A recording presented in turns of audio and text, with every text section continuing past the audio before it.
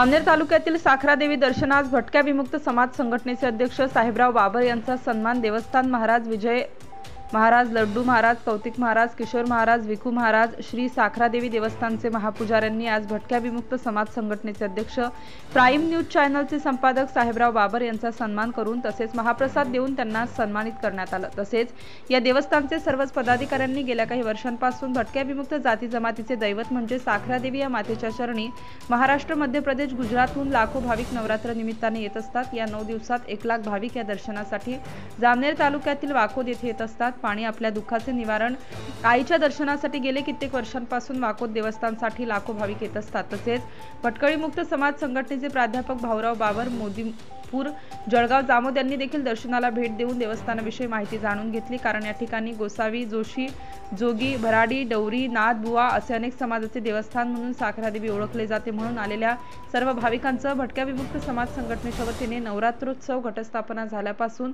आलेल्या भाविकांचं स्थानिक समाजसेवक, समाज बांधव आणि देवस्थानच्या पुजाऱ्यांचं आमच्या समाजाच्या वतीने व क्राईम न्यूज चॅनलच्या वतीने त्यांना यात्रा निमित्ताने हार्दिक शुभेच्छा।